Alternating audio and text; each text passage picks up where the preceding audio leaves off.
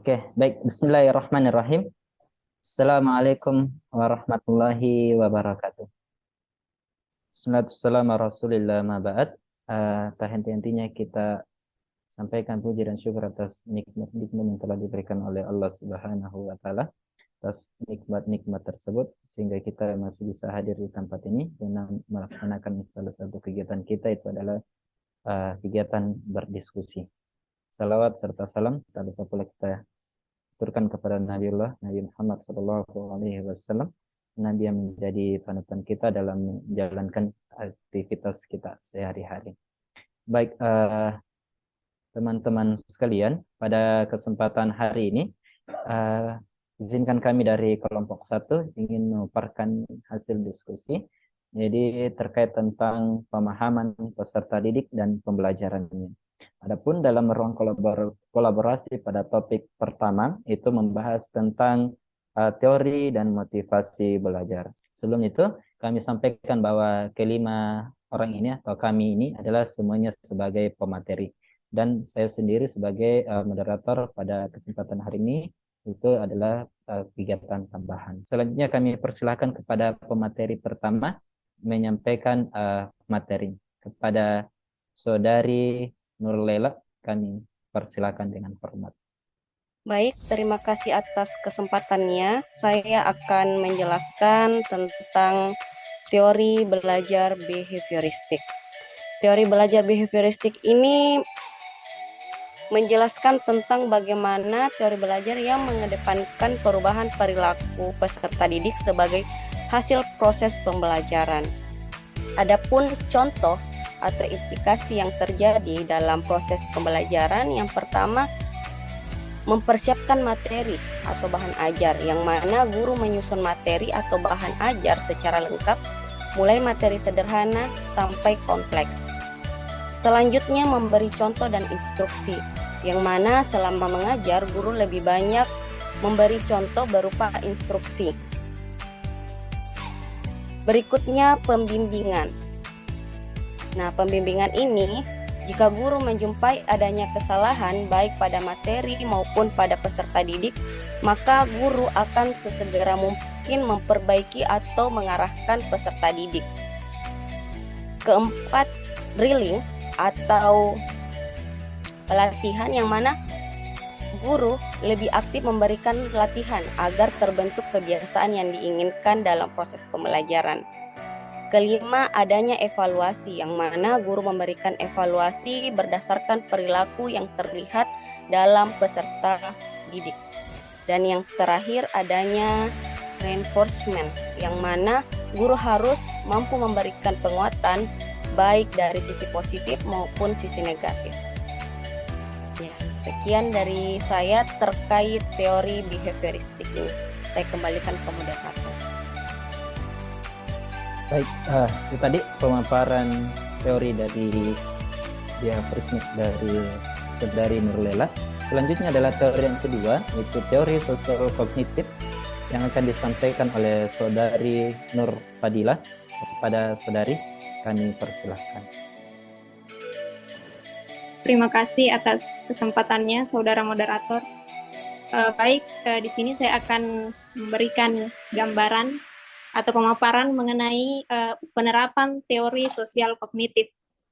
Jadi, penerapan teori sosial kognitif ini perlu kita ketahui sebelumnya bahwa esensi daripada teori ini itu menggambarkan pengaruh antara pengalaman, tindakan, dan faktor lingkungan yang ada pada diri seseorang. Adapun penerapan teori daripada sosial kognitif ini, itu yang pertama adalah merefleksikan pengalaman pembuatan jurnal atau laporan kegiatan. Jadi di sini guru bisa meminta siswa untuk merefleksikan pengalaman apa saja yang sudah mereka lakukan atau pengalaman apa yang telah mereka lalui dalam pembuatan laporan harian. Kemudian penerapan yang kedua itu adalah diskusi terkait materi. Jadi guru mendorong siswa untuk berdiskusi berdasarkan apa yang kita ajarkan, atau bisa juga dengan meminta mereka menjelaskan kembali materi pelajaran ataupun dengan mengajukan pertanyaan-pertanyaan. Kemudian penerapan yang ketiga, menuntun peserta didik untuk bernalar kritis. Jadi perannya guru di sini itu adalah membantu siswa untuk menemukan solusi atas masalah-masalah mereka agar tercipta nuansa berpikir yang kritis. Kemudian yang keempat itu adalah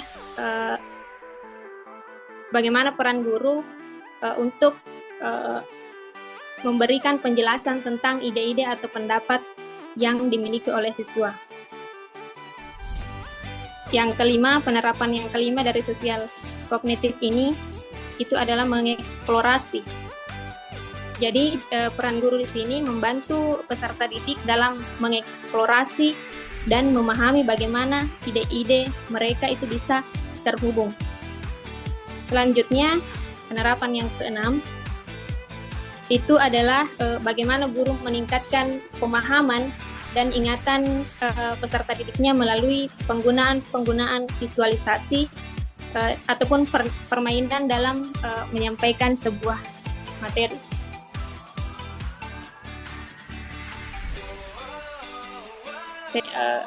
Penerapan sosial kognitif ini saya kembalikan kepada moderator.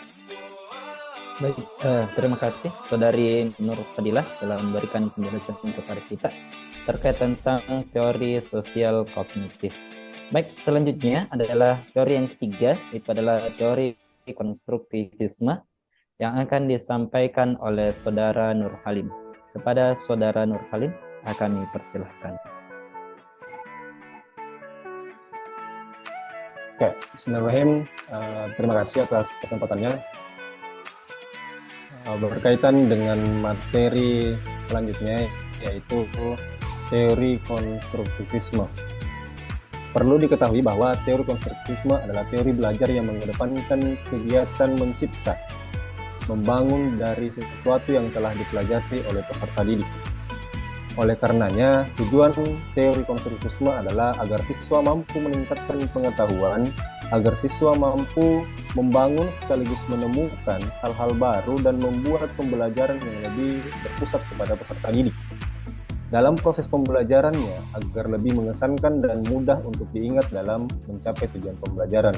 Oleh karena itu, beberapa tahap yang biasa dilakukan atau langkah-langkah dalam pembelajaran itu berawal dari orientasi materi, mengaitkan dengan pengalaman, mendiskusikan apa yang telah dia dapatkan, lalu masuk ke penerapan. Adapun penerapan konstruktivisme dalam kelas itu memiliki 4 tahap. Yang pertama adalah tahap apresiasi, di mana tahap ini dilakukan kegiatan menghubungkan konsepsi awal, mengungkapkan pertanyaan-pertanyaan dari materi sebelumnya yang merupakan konsep prasyarat, misalnya pertanyaan-pertanyaan pemantik. Yang kedua, tahap kedua itu adalah eksplorasi. Tahap kedua, eksplorasi ini peserta didik diminta untuk mengungkapkan dugaan sementara terhadap konsep yang mau dipelajari, kemudian siswa menggali, menyelidiki, menemukan sendiri konsep sebagai jawaban dari dugaan sementara tersebut. Yang ketiga adalah tahap diskusi atau penjelasan konsep. Pada tahap ini, peserta didik atau siswa mengkomunikasikan hasil dan temuannya sendiri. Di tahap ini pun, guru di sini menjadi fasilitator yang sangat berperan dalam menampung dan membantu, di mana kesepakatan kelas ini ada setuju atau tidak dengan pendapat tersebut. Tahap terakhir adalah tahap aplikasi. Tahap ini memberikan penekanan terhadap konsep-konsep esensial. Kemudian siswa membuat kesimpulan melalui bimbingan guru. Itu yang dapat saya sampaikan terhadap dimakan. Saya kembali kepada moderator. Ya, terima kasih Saudara Nur Halim telah menyampaikan kepada kita terkait tentang teori konstruktivisme. Baik, selanjutnya adalah terkait tentang penjabaran model-model pembelajaran dengan prinsip konstruktivisme itu tadi. Dan yang akan menyampaikan materinya adalah Saudara Taufik. Kepada Saudara kami persilahkan. Baik, terima kasih atas kesempatan yang telah diberikan. Di sini saya akan menjelaskan mungkin bagian kedua terkait bagaimana model pembelajaran yang bisa dilaksanakan pada prinsip atau teori-teori belajar konstruktivisme atau konstruktif. Nah, seperti kita ketahui bersama bahwa teori konstruktivisme itu idealisnya dia membangun. Jadi di sini ada model pembelajaran yang bisa diterapkan. Yang pertama, discovery learning. Itu biasa juga kita kenal, yaitu penemuan atau penyikapan terhadap suatu hal. Nah, di sini model pembelajaran bagaimana peserta didik berusaha untuk memahami konsep dulu. Nah, seperti itu, terus memahami arti dan output yang dihasilkan itu, bagaimana peserta didik mendapatkan suatu kesimpulan. Nah, terus kita melangkah ke model pembelajaran yang kedua. Di sini ada dua bagian, PBL dan PJBL. Nah, di sini singkatan dari untuk PBL itu dia problem based learning atau biasa juga disebut sebagai pembelajaran berbasis masalah. Nah, sedangkan bedanya dengan PJBL itu dia project basic learning. Jadi dia berbasis project. Jadi ceritanya di sini ada dua, pembelajaran bisa muncul karena ada suatu masalah, sedangkan pembelajaran juga bisa muncul dari sebuah project. Jadi yang ketiga ada self direction learning atau SDL. Nah, SDL di sini bisa dikatakan bahwa dia kemandirian belajar seorang peserta didik atau self directionnya. Terus model yang keempat, di sini ada contextual learning. Nah, di sini dikatakan bahwa model pembelajaran yang menekankan pada kaitan antara materi yang dipelajari dengan kondisi kehidupan nyata peserta didik. Nah, yang kelima ada model pembelajaran role play atau ini pembelajaran yang sudah pasti didengar. Di sini dia dikatakan role play itu bermain peran, di mana siswa diberikan peran terkait masalah-masalah yang dihadirkan dalam suatu pembelajaran. Terus model pembelajaran yang terakhir itu cooperative learning. Dari kata kooperatif berarti bekerja secara bersama-sama atau bekerja sama. Untuk penerapan model pembelajaran seperti ini, biasanya guru akan menerapkan model belajar kelompok. Mungkin sekian dari saya. Secara cukup saya kembalikan ke moderator. Baik, terima kasih kepada Saudara Taufik yang telah memberikan penjelasan kepada kita terkait tentang apa sih contoh model pembelajaran dengan menerapkan prinsip konstruktivisme. Baik, selanjutnya adalah bagian ketiga dari penjelasan kita pada hari ini, itu terkait tentang bagaimana cara kita sebagai guru dalam meningkatkan motivasi belajar pada siswa-siswi kita ke depannya. Baik, dari yang pertama itu terkait tentang output dan yang akan disampaikan Saudari Nurlailah terkait tentang contoh kasus yang pertama, itu contoh kasus dari Tania yang berusia 7 tahun. Kepada Saudari Nurlailah kami persilahkan. Oke, terima kasih atas kesempatan yang diberikan kepada saya. Jadi kasus yang pertama itu terjadi pada Tania yang merupakan anak usia 7 tahun yang memiliki kemampuan rendah dan keinginan yang rendah untuk sukses. Jadi ada pun 3 solusi untuk memberikan motivasi belajar kepada Tania ini. Yang pertama, guru membangun rasa percaya diri antara guru dan peserta didik. Yang kedua itu yang mana guru memberikan contoh dan latihan yang relevan dan dekat kehidupan sehari-hari. Jadi guru ini memberikan contoh biasa Tania lihat di kehidupan sehari-harinya. Yang ketiga, guru mendukung dan memberikan apresiasi serta pujian pada peserta didik sekecil apapun yang telah dilakukan oleh peserta didik tersebut. Nah, inilah ketiga langkah-langkah yang bisa diberikan kepada Tania dari kasus pelajar usia 7 tahun yang memiliki kemampuan rendah dan keinginan yang rendah untuk sukses. Saya kembalikan ke moderator. Baik, terima kasih kepada Saudari Nurlela yang telah memberikan kepada kita terkait tentang contoh kasus yang pertama, Tania yang berusia 7 tahun. Oke, kita melangkah ke contoh kasus yang kedua. Itu adalah anak bernama Samuel dengan usia 10 tahun yang akan disampaikan oleh saya sendiri, yaitu Muhammad Sugiarto. Baik, yang kedua adalah Samuel yang berusia 10 tahun dengan kondisi adalah anak ini sifatnya bekerja keras ya, dan memiliki harga diri yang tinggi serta memiliki rasa takut akan gagal yang sangat kuat.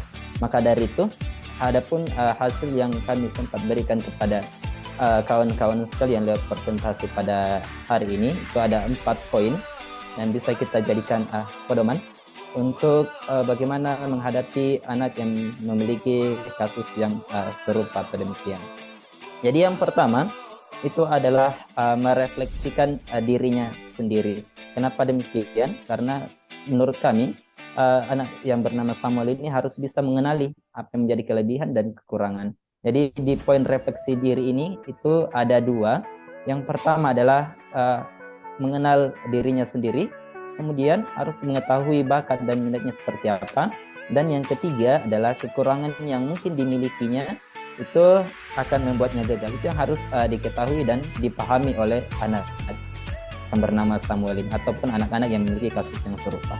Kemudian yang kedua adalah memberikan solusi ya agar kekurangan yang dia punya dapat teratasi di kemudian hari ya, entah melalui pengalaman ataupun hal-hal yang lain. Kemudian rencana yang kedua adalah perencanaan yang matang. Dalam hal ini kami memberikan satu poin penting terkait tentang perencanaan yang matang, yaitu menuntut untuk mengelola dan merencanakan dengan baik langkah-langkah agar tidak terhindar dari kegagalan yang dia sangat ketakuti ya, seperti itu. Jadi harus mempunyai perencanaan yang sangat-sangat atau betul-betul matang. Kemudian step yang ketiga itu adalah membangun nuansa kelas. Kenapa demikian? Karena akan sangat mempengaruhi terhadap psikologis anak tersebut. Jadi di poin yang ini kami memiliki satu poin penting, yaitu saling menghargai dan saling menghormati pendapat antara satu siswa dan siswa yang lainnya. Jangan sampai ada yang menjatuhkan dan lain sebagainya. Itu.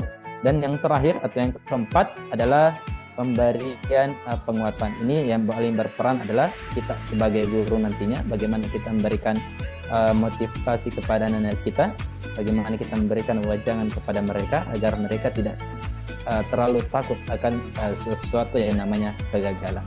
Mungkin itu terkait tentang Samuel yang berusia 10 tahun dengan kondisi yang sudah kami jelaskan sebelumnya. Oke, terima kasih. Selanjutnya adalah kondisi contoh kasus yang ketiga. Itu adalah anak bernama Sandra dengan usia 13 tahun, di mana contoh kasus ini akan dipaparkan oleh Saudari Nur Fadilah. Kepada saudari kami persilahkan. Ya, baik, terima kasih. Jadi rencana peningkatan motivasi untuk kasus ketiga dalam hal ini adalah Sandra yang usianya 13 tahun dengan kasusnya yang tenang-tenang di kelas tapi ternyata meremehkan keterampilan temannya yang lain. Jadi di kelompok kami ini dalam kasus Sandra ini kami menawarkan 3 tindakan yang atau upaya yang bisa dilakukan oleh guru. Yang pertama itu adalah mengidentifikasi penyebab peserta didik berperilaku seperti itu. Jadi guru di sini harus memahami karakter siswa karena setiap siswa itu memiliki kepribadian atau karakter yang berbeda-beda. Pendidik dalam hal ini itu harus lebih memahami bagaimana agar sisi positifnya dari Sandra ini lebih dominan ketimbang sisi negatifnya. Kemudian penawaran tindakan guru yang kedua itu melakukan pembelajaran diskusi terbimbing dan terarah. Jadi upaya guru di sini adalah bagaimana melibatkan Sandra dalam banyak grup atau diskusi belajar agar terjalin komunikasi yang aktif dengan teman kelompoknya. Kemudian rencana peningkatan motivasi yang ketiga itu adalah menekankan penilaian berdasarkan proses bukan hasil akhir. Jadi di sini bagaimana guru dalam memberikan pendekatan persuasif. Di sini sepintas Sandra ini merasa bahwa dirinya cukup tahu tentang materi yang diajarkan dibandingkan dengan anak-anak lain, sehingga ia pun kehilangan motivasi untuk aktif dan memilih untuk tenang-tenang di kelas. Jadi tugasnya sebagai seorang guru di sini adalah mencari tahu akar masalah kenapa Sandra bersikap seperti itu. Mungkin caranya bisa dengan berkomunikasi dengan wali kelasnya ataupun dengan orang tua daripada Sandra ini. Saya rasa itu rencana peningkatan motivasi untuk kasusnya Sandra ini. Saya kembalikan kepada moderator. Oke, baik.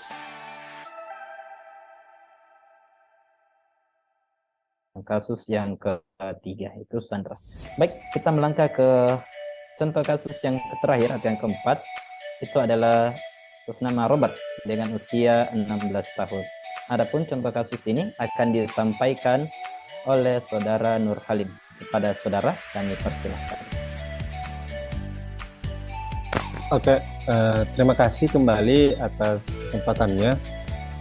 Untuk kasus yang terakhir atau kasus yang keempat, yaitu di mana Robert, anak berusia 16 tahun yang menunjukkan sedikit minat untuk ke sekolah dan saat ini tinggal bersama dengan bibinya. Lalu ada keterangan bahwa Anda sudah tidak dapat menghubungi orang tuanya. Nah, kasus-kasus seperti ini sebenarnya merupakan problematika untuk para pendidik zaman sekarang. Untuk itu, yang kami tawarkan untuk merencanakan, untuk membuat perencanaan agar peningkatan motivasi peserta didik yaitu Robert, kami menawarkan 4 poin. Yang pertama adalah memberikan pendekatan personal, di mana guru harus memberikan pendekatan personal kepada peserta didik yang memiliki kasus serupa atau seperti Robert ini, agar guru dapat mengetahui apa penyebabnya Robert memiliki minat yang kurang di sekolah. Dan yang kedua, guru harus sering-sering melakukan tutor sebaya agar Robert atau peserta didik yang memiliki kasus serupa dapat merasakan nyaman atau minat di sekolah lebih meningkat saat mereka memiliki banyak teman yang sefrekuensi dan memiliki banyak teman atau nuansa kelas yang saling menghargai dan menghormati. Yang ketiga adalah memberikan stimulus agar lebih fokus ke pelajaran dan juga diikutkan ke kegiatan-kegiatan ekstrakurikuler yang ada di sekolah agar kasusnya dapat teralihkan. Nah, rencana ketiga untuk meningkatkan motivasi peserta didik yang memiliki kasus serupa ini adalah guru perlu memberikan stimulus agar peserta didik yang memiliki kasus seperti Robert itu memiliki minat di sekolah lebih tinggi, agar kejadian atau keadaan di rumahnya atau latar belakang peserta didik yang seperti ini dapat teralihkan nantinya. Yang terakhir, rencana yang dapat kami tawarkan yaitu di mana guru harus mampu memperhatikan kondisi fisik dan psikis anak yang memiliki kejadian serupa. Kenapa? Karena sebaik-baiknya guru adalah guru yang dapat mengetahui kondisi peserta didiknya, baik itu dari secara psikis maupun fisik peserta didiknya. Mungkin itu yang dapat kami tawarkan. Kurang lebihnya mohon dimaafkan. Saya kembalikan kepada moderator. Baik, terima kasih Saudara Nur Halim telah memberikan penjelasan kepada kita terkait tentang contoh kasus yang keempat, yaitu saudara dari Robert. Mungkin itu tadi pemaparan dari kelompok kami terkait tentang teori dan motivasi belajar. Jadi sebelum kami tutup ada yang perlu kami sampaikan, bahwa terkait tentang teori dan motivasi belajar yang mungkin akan kita terapkan nanti ke depannya di penempatan kita di sekolah masing-masing. Jadi ke depannya mungkin kita tidak akan kaget lagi ya apabila kita akan temui contoh kasus yang seperti itu. Kita sudah belajar bagaimana contoh teorinya, kemudian penerapannya, serta bagaimana cara kita nanti memberikan motivasi belajar kepada para anak didik kita. Mungkin mewakili dari kawan-kawan dari kelompok 1, kami ucapkan terima kasih atas kesempatan yang telah diberikan. Mohon maaf apabila dalam penyampaian materi ataupun ada dalam tingkah laku kami dalam kegiatan hari ini yang kurang berkenan dalam kawan-kawan semua, kami mohon maaf. Dan terakhir dengan ucapan alhamdulillahirrabbilalamin, demikian diskusi terkait tentang teori dan motivasi belajar. Demikian, assalamualaikum warahmatullahi wabarakatuh. Waalaikumsalam warahmatullahi wabarakatuh.